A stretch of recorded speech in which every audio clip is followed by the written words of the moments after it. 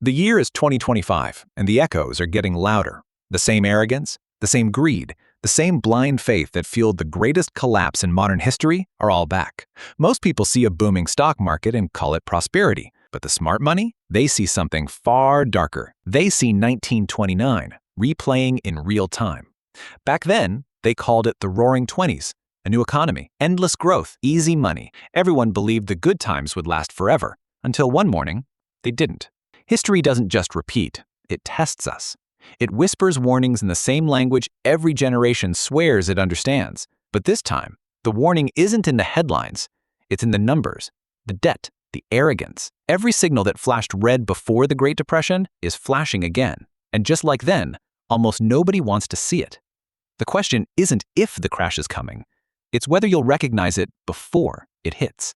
Before we go deeper, pause for a second. Where are you watching from? And what time is it there? Tell me in the comments. It's always fascinating to see how far these echoes of history reach. And if you want more stories that uncover the hidden machinery of money, power, and belief, make sure you're subscribed. Now, let's return to the last time the world thought the boom would never end, 1928, the year the illusion of prosperity reached its peak. Let's step back to America in 1928, a country high on its own success. The stock market had been rising for nearly a decade. From Wall Street brokers to shoeshine boys, everyone was buying stocks. Credit was cheap, profits were instant, and optimism was infinite. Newspapers called it a new era of wealth. Politicians claimed the boom would last forever. Technology, radio, automobiles, and electricity promised to rewrite the rules of prosperity. It wasn't just an economy, it was a collective dream. Families mortgaged their homes to buy shares. Banks lent money to anyone with a heartbeat. And the idea that markets could fall seemed ridiculous, almost unpatriotic. For an entire generation, prices had only gone one way, up. Sound familiar? Because that same euphoria, that blind faith in infinite growth, surrounds us today. We call it innovation, disruption, the digital revolution. The slogans change, but the psychology doesn't. Behind every bubble lies the same promise. This time is different. But it never is. And the moment belief becomes the backbone of prosperity, the fall is already begun. What happened next would expose how fragile the entire dream really was. Every great bubble begins with good intentions. In the 1920s, the Federal Reserve wanted to fuel growth, so it made money cheap. Interest rates were kept low, credit was easy, and the public learned to live on borrowed confidence. Banks lent freely. Brokers offered margin loans to anyone who asked. Debt became the new currency of the American dream. The belief was simple. The more you borrowed, the richer you became. It worked beautifully until it didn't. People stopped asking if something was worth its price.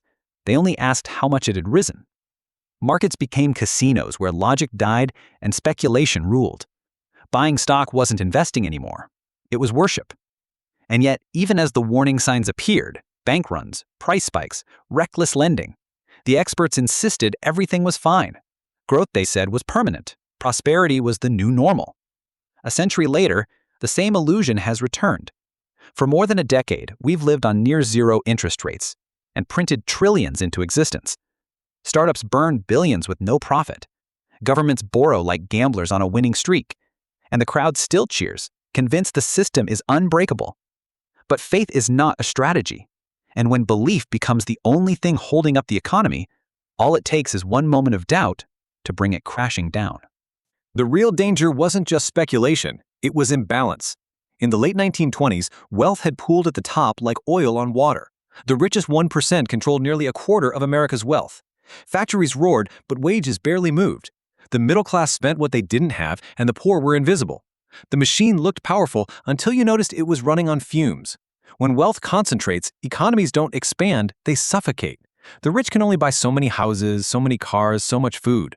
Real growth comes from the millions who keep the system alive, the families who spend, the workers who produce, the dreamers who believe tomorrow will be better. But when that group drowns in debt and despair, the foundation cracks. In 1929, those cracks widened until the entire structure collapsed. And today, the pattern is worse.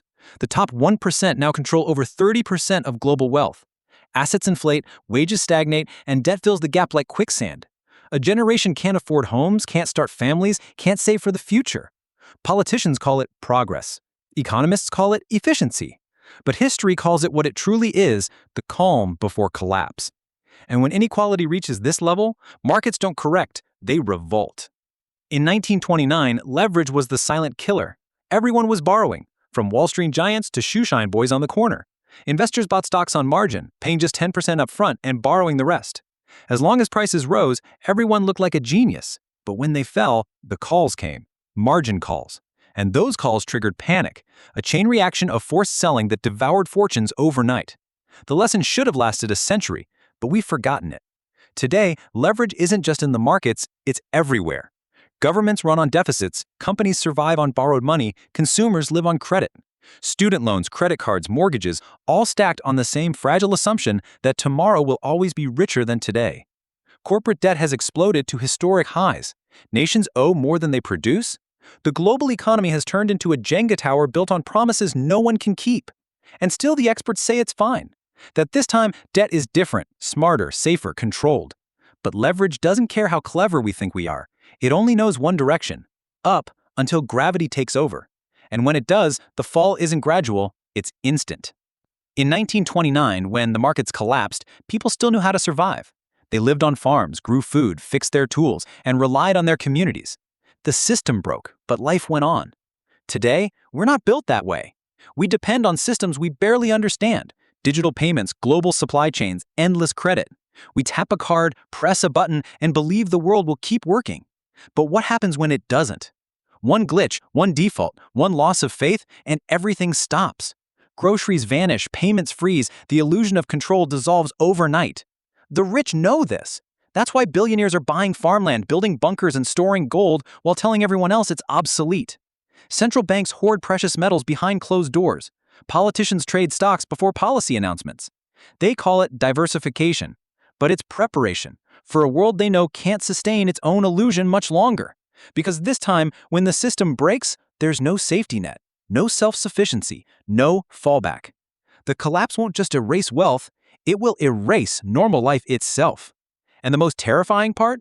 It's already begun. When a system starts to crack, the first thing to break isn't the economy, it's honesty. In 1928, the newspapers called every new high a sign of strength. Politicians promised endless prosperity. Economists insisted the market had entered a new era where crashes were impossible. Sound familiar? Today, the same script plays again. Soft landing, strong fundamentals. Don't worry, the experts have it under control. But behind those headlines lies fear. Because the people writing them know the truth. Confidence is the only thing holding the system together. Governments rewrite definitions to hide inflation. Corporations buy back their own stocks to fake stability. And central banks print money not to create value, but to delay panic. The media keeps the illusion alive because optimism sells. Fear is bad for business until it becomes impossible to ignore. That's exactly how it happened in 1929. One day, the headline said, "Markets strong." The next, they screamed, "Panic." The truth hadn't changed. Only the narrative had collapsed. And when that narrative dies, the system follows. When the fall finally came in 1929, it was merciless. Between September and November, the Dow lost nearly half its value. Fortunes built over lifetimes vanished in weeks. Banks collapsed, savings evaporated, and faith in the system shattered overnight. But what made it catastrophic wasn't the crash itself. It was the illusion that it couldn't happen. Fast forward a century, and our illusion is bigger than ever. Only this time, the danger isn't confined to Wall Street. It's everywhere. In housing markets, crypto, corporate debt, even government bonds. Bubbles stacked on bubbles, each one feeding the next. In 1929, contagion took days to spread. In 2025, it would take seconds. Algorithms don't panic, they execute. When the selling starts, it won't crawl, it'll detonate. And when it does, the dominoes won't stop at markets. It'll hit currencies, pensions, banks, and nations that have lived too long on borrowed time. The crash won't just reset wealth, it'll reset trust itself. The stage is set. The actors are in position. And like every performance in history, the final act begins with applause. History never repeats, it remembers. And for those who refuse to listen, it teaches the same lesson again, only louder. The arrogance that blinded America in 1928 is alive and well today. It wears new clothes, algorithms, AI, digital currencies, but beneath the surface, it's the same old story. Greed, denial, and the belief that we've outsmarted consequence. Every generation believes its prosperity is permanent. Every empire thinks it's immune to gravity. Until one morning, it wakes up and realizes the fall began long ago. The truth is simple. We're not heading toward collapse. We're living in it. The only question is who sees it first and who's still dancing when the music stops. The year is 2025, and the echoes are still getting louder. Those who study the past aren't prophets, they're survivors. Because history doesn't punish ignorance, it collects it. If this opened your eyes to the patterns repeating around us, subscribe and keep watching. Because history doesn't just tell stories, it warns.